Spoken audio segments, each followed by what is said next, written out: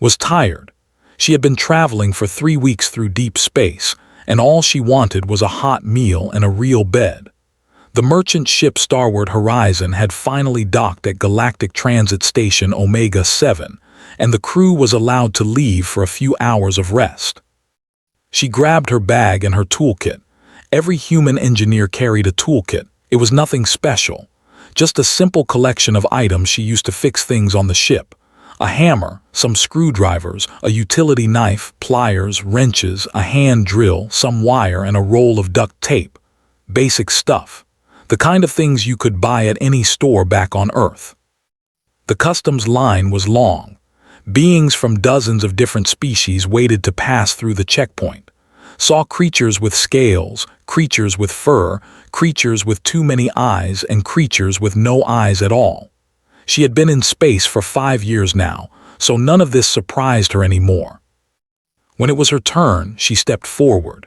The customs officer they were tall, insect-like beings with hard shells and compound eyes that seemed to look in every direction at once. This one wore a uniform that marked him as a commander. His name tag said. "Purpose of visit?" asked. His voice was sharp and clicking. "Rest and resupply," said. "We're merchants, carrying machine parts to the outer colonies." "Open your bags for inspection." Nodded. This was normal. She opened her personal bag first. Clothes, a tablet, some snacks from Earth that she couldn't find anywhere else. Looked through it quickly and seemed bored. Then she opened her toolkit. Went very still. For a long moment, he just stared at the contents. His compound eyes seemed to focus in a way had never seen before. She noticed his hands were shaking slightly. "Is something wrong?" she asked. Did not answer. Instead, he pressed a button on his desk. A loud alarm began to sound. Red lights flashed above the checkpoint. "What the hell?" Stepped back confused. Within seconds, she was surrounded by security officers. They were pointing weapons at her, not just small weapons either. These were the big ones, the kind designed to stop armored vehicles. "Hands up," one of them shouted. "Do not move." Raised her hands slowly. Her heart was pounding. "I don't understand. What did I do?" Finally spoke. His voice was no longer bored. It was filled with something that sounded like fear. "You are carrying Class 7 restricted combat implements onto this station. This is a severe violation of galactic law." "What? No, I'm not. Those are just my tools." "Tools?" made a sound that might have been a laugh, but it was not a happy one. "You call these tools?" He pointed at her hammer. "This is a blunt force trauma weapon. One strike from this could shatter the exoskeleton of any warrior. Our military has been trying to develop something this efficient for 3,000 years. Blinked. "It's a hammer. I use it to hit nails." Ignored her. He pointed at the screwdrivers. "These are precision penetration devices. The flat one is clearly designed to bypass armor plating. The crossed one is shaped to cause maximum damage to soft tissue." "They're for turning screws," said weakly. "And this?" His voice dropped to almost a whisper as he pointed at the utility knife. "A retractable blade, concealable, replaceable when dulled from use. This is an assassination weapon. I use it to open boxes." The security officers were looking at her with a mix of fear and disgust. One of them, a large furry being with 4 arms, actually took a step backward. Continued. He pointed at the pliers, a crushing and tearing device. He pointed at the wire. Strangulation material. He pointed at the hand drill. "I don't even want to know what horrors this is designed for." "It makes holes," said, "in walls so I can put screws in them." Nobody believed her. They put her toolkit in a special containment field. It was the same kind of field she had seen used for plasma bombs and antimatter containers. Then they put handcuffs on her. The handcuffs were magnetic and very strong. "You will be held until a tribunal can be arranged," said. "The Galactic Council will decide what to do with you." "This is insane," protested as they led her away. Every human has tools like these. We use them every day. They're not weapons.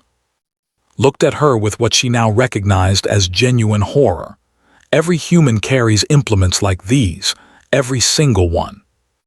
Yes, you can buy them at any store. Children learn to use them in school. Exchanged a look with his officers. The fear in their eyes grew deeper.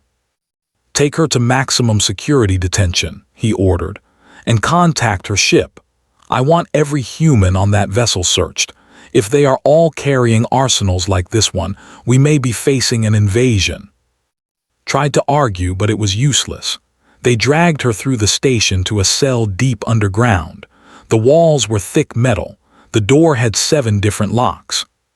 She sat on the hard bed and stared at the ceiling. Somewhere above her, her simple toolkit was being treated like the most dangerous thing in the galaxy. She thought about her captain. He would come for her. He would explain everything. Surely the aliens would understand that humans just like to fix things with their hands. But as she remembered the look in his eyes, she was not so sure anymore. The way he had stared at her hammer like it was a weapon of war. The way his hands had shaken when he saw the utility knife. Maybe, she thought, humans were stranger than they realized. Maybe the rest of the galaxy saw something in them that they could not see in themselves. She lay down and closed her eyes. Tomorrow would be a long day. The Galactic Council Assembly Hall was the largest room had ever seen. It was shaped like a giant bowl, with hundreds of seats rising up in circles around a central platform. Each seat held a representative from a different species. Some were tall and thin. Some were short and round. Some floated in special tanks of liquid. Some were just clouds of glowing gas held together by magnetic fields. Stood on the central platform. She was still wearing the magnetic handcuffs. Beside her stood her captain and the ship's Myra. They had arrived that morning, demanding to speak on her behalf. Was a tall man with gray hair and a calm face. He had been a captain for 20 years, and very little surprised him anymore. But even he looked uncomfortable surrounded by so many alien eyes. Myra was younger, with short black hair and quick eyes. She had spent her whole career studying alien cultures. Right now, she was studying the room with great interest.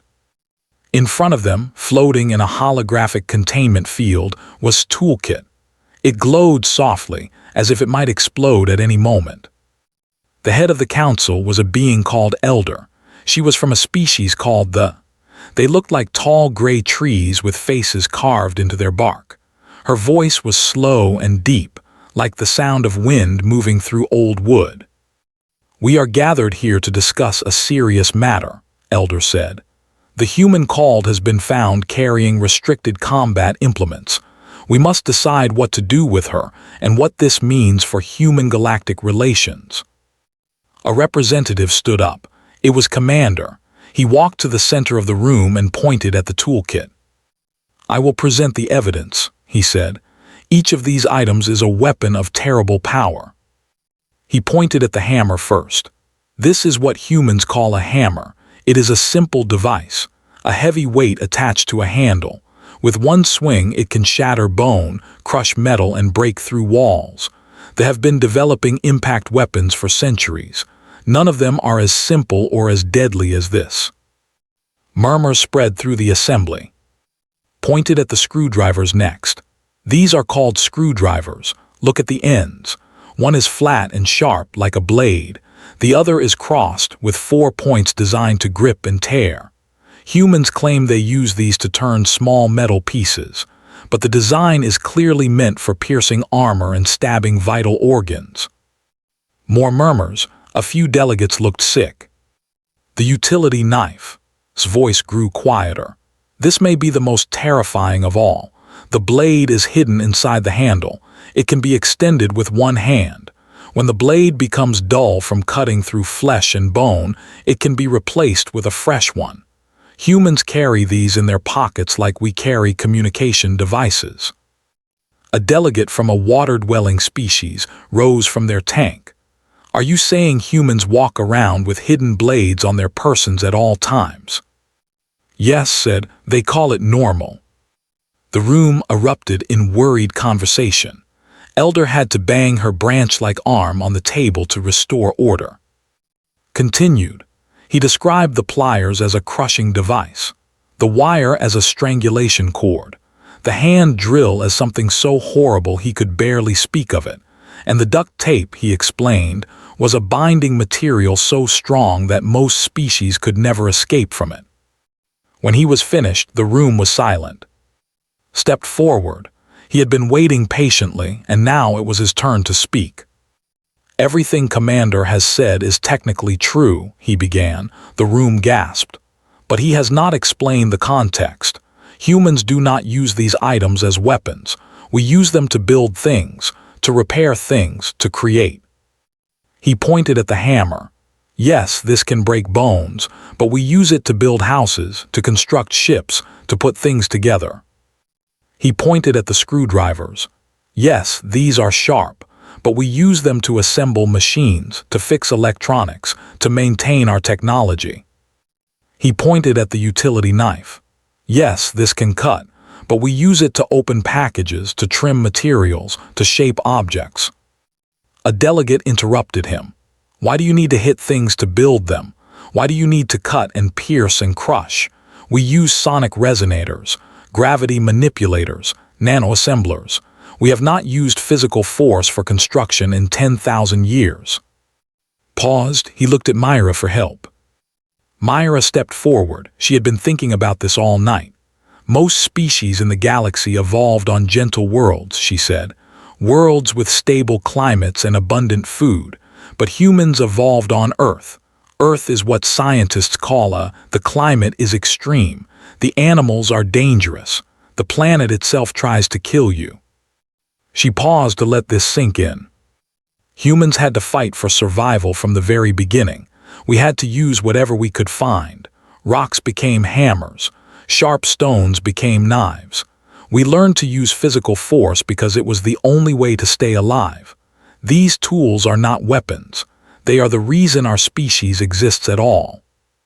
The room was silent again, but this time the silence felt different. It was not fear. It was something closer to wonder. Elder spoke slowly. "You are saying that humans are so accustomed to violence that they have built their entire civilization around it." "No," Myra said. "I am saying that humans turned violence into creation. We took the skills we needed to survive and used them to build. Every building on Earth was made with tools like these. Every ship in our fleet. Every piece of technology we have ever created." Spoke up, but the potential for harm remains. These items could kill. "So could anything," said. "A rock could kill. A stick could kill. Humans learned long ago that any tool can be a weapon, but we choose to use them for building instead of destroying." The council looked at each other.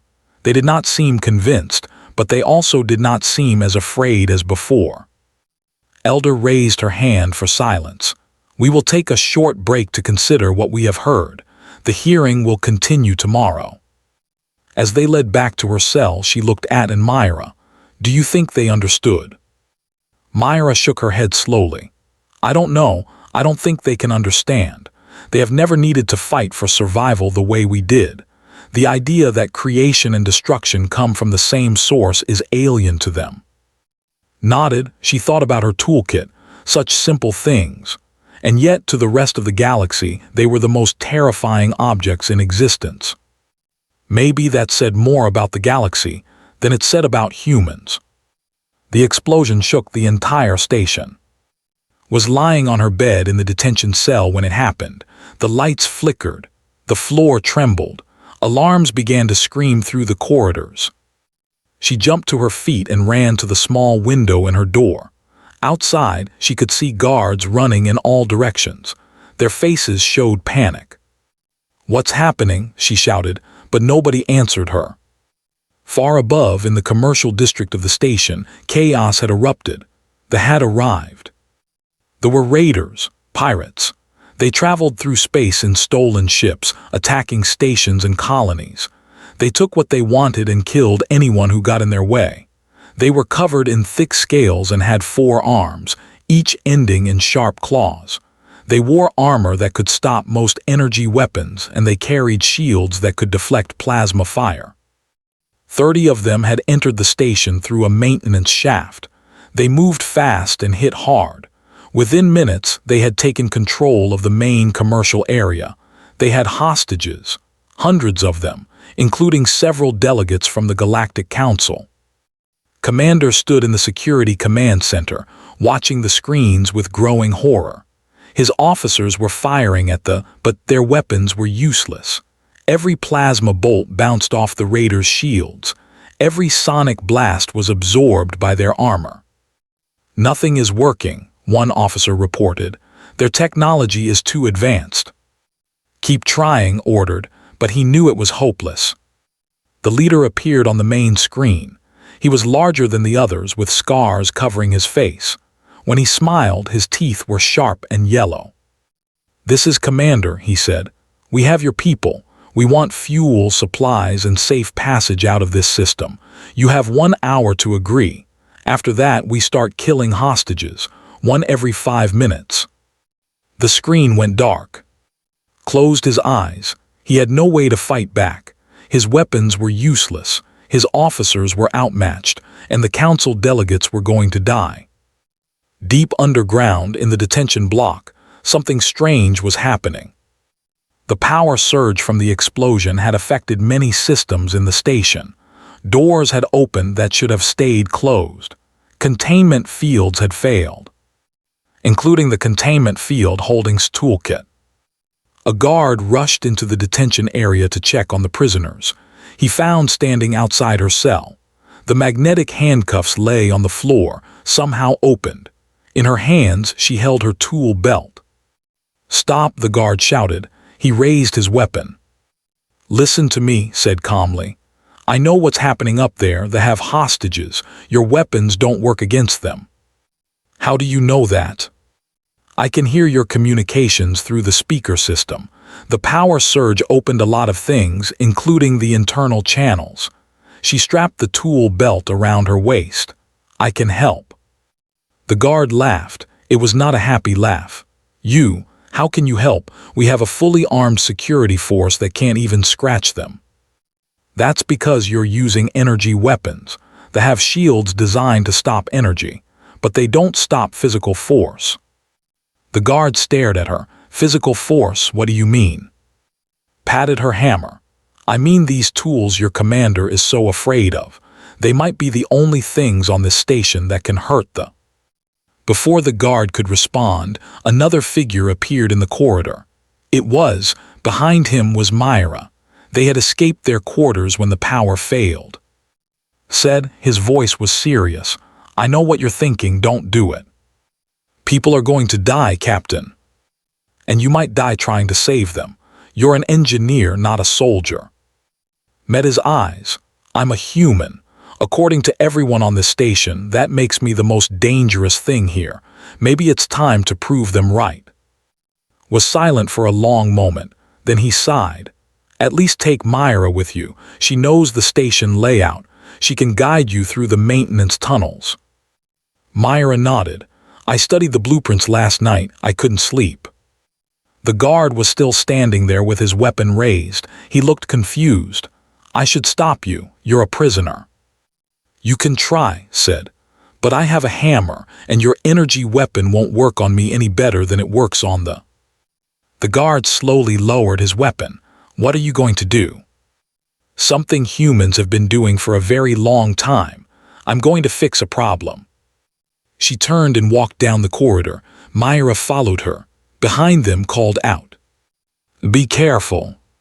She didn't look back. No promises. The maintenance tunnels were dark and narrow.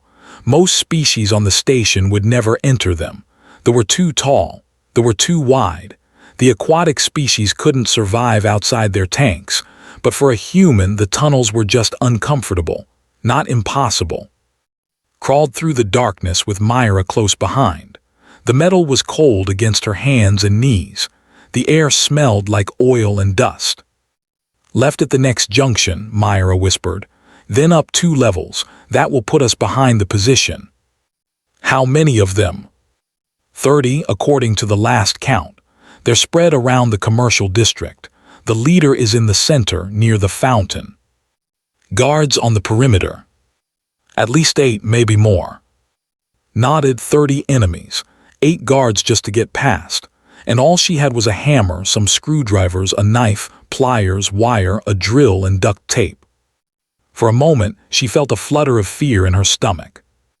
Then she remembered something her grandfather used to say. He had been a construction worker back on Earth. He built buildings with his hands for 40 years. The right tool for the right job, he always said. And in the right hands, any tool can do anything. She tightened her grip on her hammer and kept crawling. Ahead, she could hear the sounds of the hostage situation, crying, shouting, the harsh voices of the raiders. She was close now. Very close. Myra touched her shoulder. There's an access panel just ahead.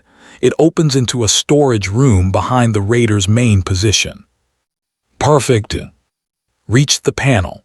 She pulled out her screwdriver and began to remove the screws. They came out quietly, one by one. When the last screw was out, she set the panel aside and looked into the room beyond. Empty, just boxes and crates. She climbed out of the tunnel and helped Myra down. Then she moved to the door and looked through the small window. She could see the hostages. She could see the guards patrolling the perimeter. She took a deep breath. Myra, stay here. When it's over, bring security. Myra grabbed her arm. There are 30 of them. Smiled. It was not a friendly smile. I know they don't stand a chance. She opened the door and stepped into the light. The first never saw her coming. He was standing guard near a stack of crates, his 4 arms holding a massive rifle. His eyes were scanning the main corridor, watching for security officers. He never thought to look behind him. Moved like a shadow. She had learned to move quietly during her years on the ship. Space was dangerous, and sometimes you needed to work without waking the crew. Now that skill had a different purpose. She pulled out her wire. It was thin and strong, the kind she used to hold pipes together. She formed it into a loop. One quick motion and it was around the guard's neck. She pulled tight. They tried to scream, but no sound came out. He struggled but held on. His 4 arms grabbed at the wire, but it was too thin to grip. After a few seconds, he went limp. She lowered him to the ground quietly, one down. The second guard was around the corner. He was smaller than the first, but his armor looked thicker. Studied him for a moment, looking for weak points. Every armor had weak points. Her grandfather had taught her that too. Joints needed to move. Helmets needed to let the wearer see. There was always a gap somewhere. She found it. A small space between his helmet and his chest plate where his neck was exposed, just big enough for a screwdriver. She moved fast. Before he could turn, she was there. The screwdriver went in and the guard went down. He made a soft sound as he fell, but nobody seemed to hear. 2 down, 28 to go. Kept moving. She stayed in the shadows, behind crates and under tables. They were focused on the hostages, not on the areas behind them. They thought they were safe. They thought their shields made them unbeatable. They were wrong. The third guard was near the fountain. He was bigger than the first 2, with heavy armor and a shield generator on his back. Energy weapons would bounce right off him. But didn't have energy weapons. She watched him for a moment, planning her attack. Then she saw it. The shield generator had a power cable running up his spine. If she could cut it, his shield would fail. She pulled out her utility knife. The blade extended with a soft click. She approached from behind, moving slowly, carefully. Then she struck. The knife cut through the cable like it was paper. There was a spark, a flash, and the shield generator died. The guard spun around, confused, and swung her hammer. It hit his helmet with a sound like a bell ringing. The helmet cracked. The guard stumbled, swung again. This time he went down and stayed down. 3 down, but the noise had attracted attention. A raider came around the corner, his rifle raised. "Intruder," he shouted. He fired. The plasma bolt flew toward, but she was already moving. She dove behind a pillar as the shot burned past her. The raider advanced, firing again and again. Each shot hit the pillar, melting the metal surface, but was safe behind it. She needed to get closer, but how? Then she remembered the duct tape. She pulled out the roll and tore off a long strip. Then she found a piece of debris on the ground, a chunk of metal from the damaged pillar. She wrapped the tape around it, creating a handle. Humans had been throwing rocks for millions of years. It was one of the oldest skills in existence. She stepped out from behind the pillar and threw. The metal chunk flew through the air and hit the raider in the face. His helmet protected him from serious damage, but the impact surprised him. He stumbled backward, his rifle pointing at the ceiling. Ran before he could recover. She was on him. The hammer came down on his shield generator, once, twice. The device shattered, his shield flickered and died. He swung at her with his claws, but she ducked. She came up with the pliers in her hand. They clamped onto his wrist and squeezed.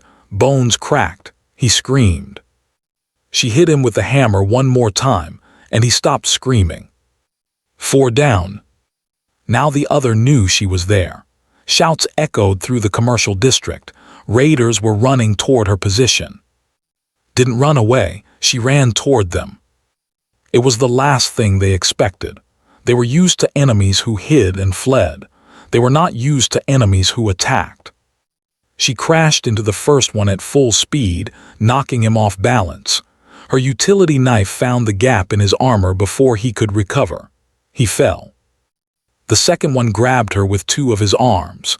She jammed the screwdriver into his elbow joint. He let go, howling in pain. She kicked him into a third raider and they both went down. Her hammer finished them. The hostages watched in shocked silence. They had never seen anything like this. A single human, armed with simple tools, was tearing through an army of raiders like they were made of paper. Commander, the leader, finally noticed what was happening. He pushed through his remaining soldiers, his yellow teeth bared in anger. "What is this?" he roared. Kill her now." The remaining raiders opened fire. Plasma bolts filled the air, but was already behind a fallen raider, using his body as a shield. The shots hit the dead's armor and went no further. She waited for a pause in the firing. Then she threw the hand drill. It wasn't designed as a weapon. It was designed to make holes in walls, but in his hands it became something else. It spun through the air and hit a raider in the face. The drill bit was still attached, and the impact was brutal. 1 more down. Moved again. She was everywhere and nowhere. The raiders couldn't track her. Every time they thought they knew where she was, she appeared somewhere else, and everywhere she appeared fell. She used everything she had.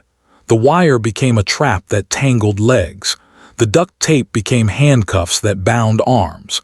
The pliers became crushing jaws that broke fingers and bent weapons. And always the hammer. By the time Commander reached her, only 5 of his soldiers remained.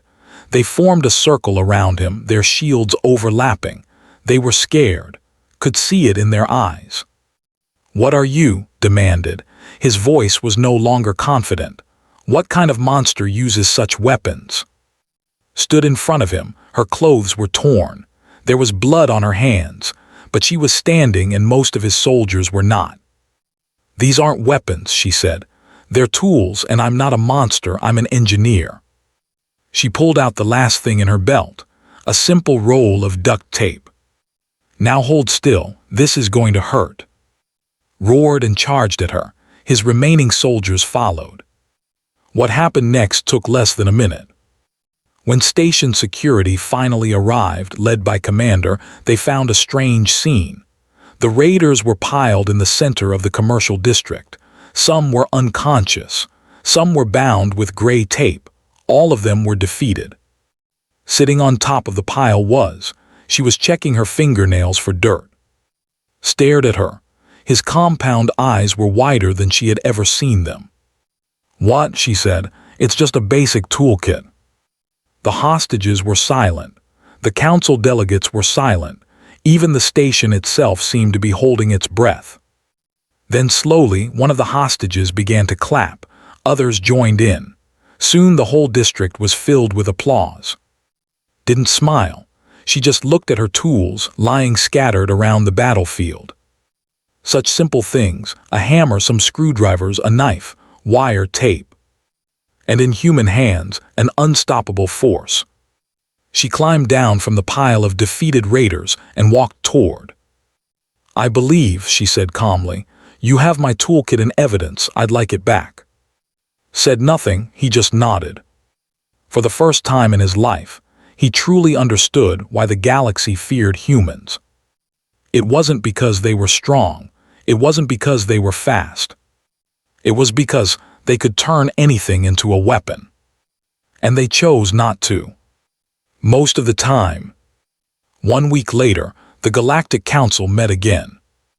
The assembly hall looked the same as before. The same curved walls, the same rising seats, the same representatives from dozens of species. But the mood was very different. Stood on the central platform. This time, she was not wearing handcuffs. This time, her toolkit hung proudly at her belt. This time, the delegates looked at her with something other than fear. They looked at her with respect. Elder stood at the head of the council. Her bark-like face was calm, but there was something new in her ancient eyes. Perhaps it was understanding. Perhaps it was wonder.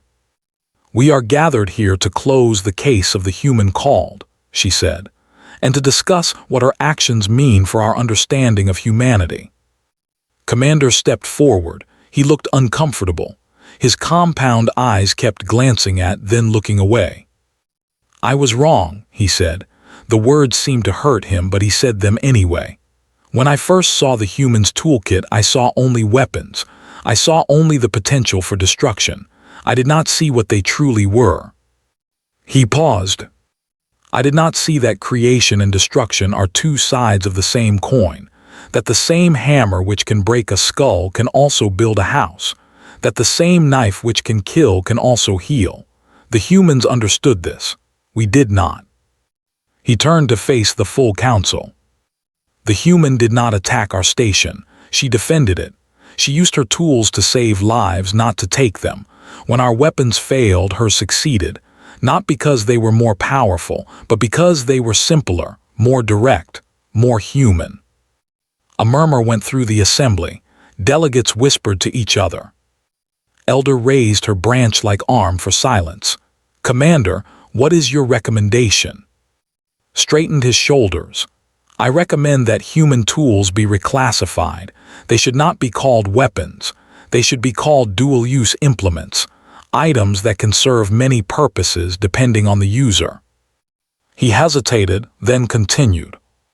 "I also recommend that the Galactic Council issue a new advisory to all member species regarding humans." "What kind of advisory?" Took a deep breath.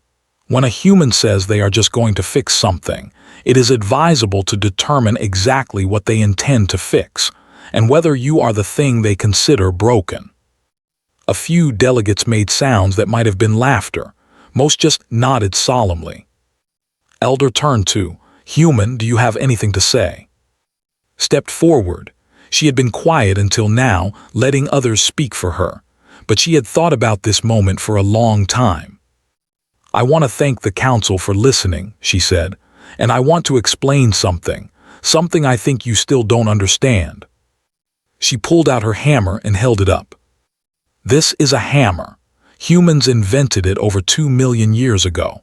It was one of our first tools. Before we had language, before we had fire, we had hammers. They helped us build everything we have ever created." She set the hammer down and pulled out her utility knife. "This is a knife, almost as old as the hammer. We used it to cut food, to make clothes, to shape wood and stone. Without the knife, we would never have survived our first winter." She set the knife down too. "Every tool in this belt has a story. Every one of them helped build our civilization. And yes, every one of them could be used to hurt someone. but that was never their purpose. She looked around the room, meeting as many eyes as she could. Humans are not dangerous because we have weapons. We are dangerous because we can turn anything into a tool. And yes, any tool can be a weapon, but any weapon can also be a tool. It depends on the person holding it.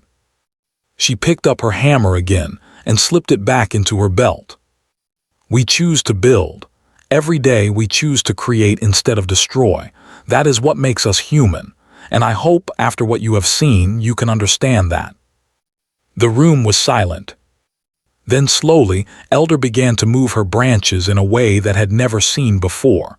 Other delegates joined in. Some clapped their hands, some stomped their feet, some made sounds with their bodies that seemed to mean approval. The council was applauding her.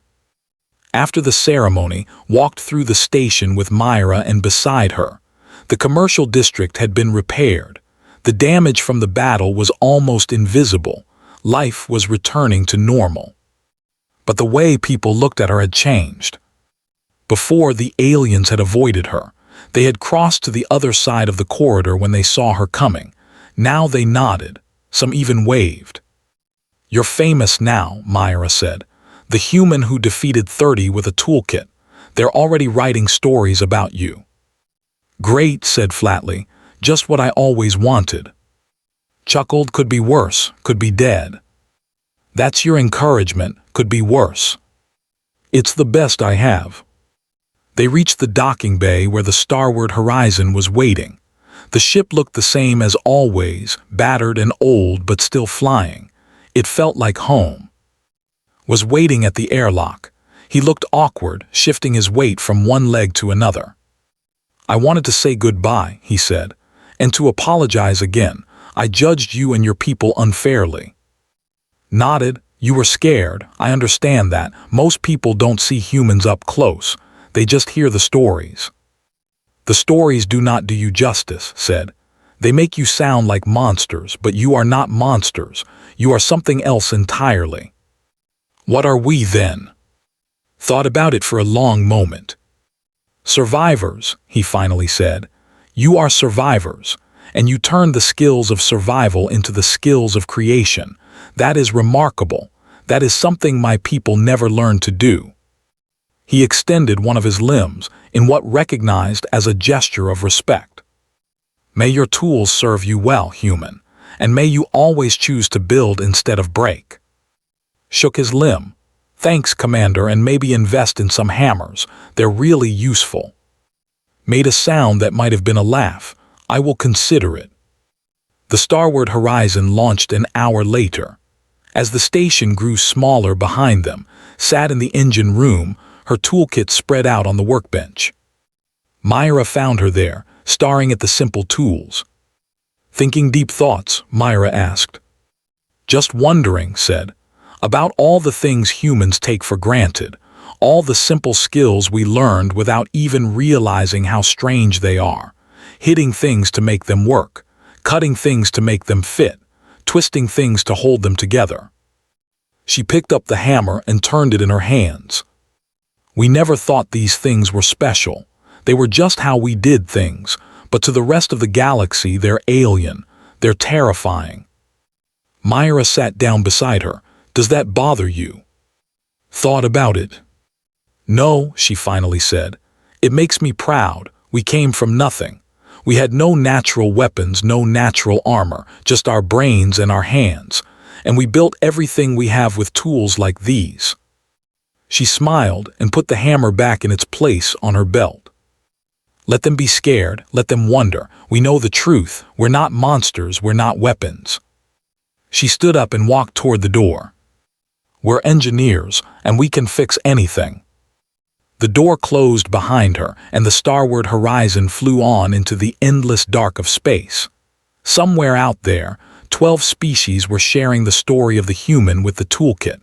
The story would grow and change over time, but the truth at its heart would remain. Humans did not need weapons.